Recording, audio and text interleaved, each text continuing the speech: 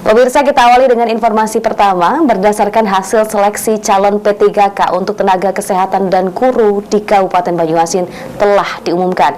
Selanjutnya, Sekda Banyuasin meminta peserta calon P3K segera mengumpulkan berkas yang diminta panitia.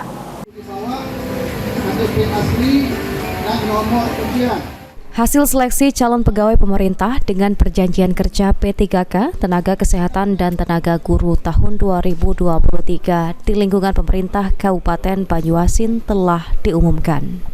Berdasarkan surat pengantar dari Kepala Badan Kepegawaian Negara, para peserta yang dinyatakan lulus diminta segera mengisi daftar riwayat hidup melalui akun masing-masing mulai 23 Desember 2023 hingga 14 Januari 2024.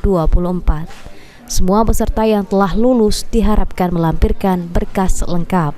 Semua berkas di-scan dan diunggah ke website yang telah diberitahukan sebelumnya, paling lambat 14 Januari 2024.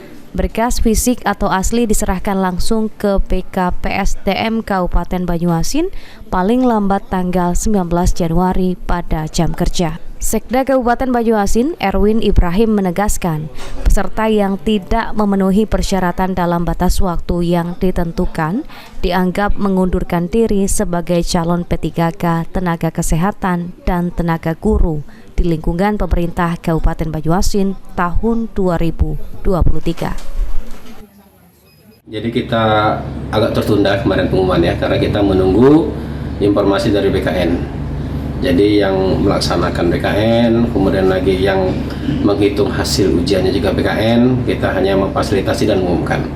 Jadi sudah ada formasi untuk kesehatan dan formasi untuk pendidikan. Hanya saja ada beberapa kota di formasi pendidikan yang tidak terisi, ya, dikarenakan nilainya tidak ada yang mencapai passing grade, sehingga kota tersebut tidak terpenuhi semuanya. Apabila semua syarat tersebut telah selesai dikirim, para lulusan diminta untuk terus memantau website tersebut untuk mengetahui informasi lebih lanjut mengenai tahapan selanjutnya. Suryadi, PAL TV.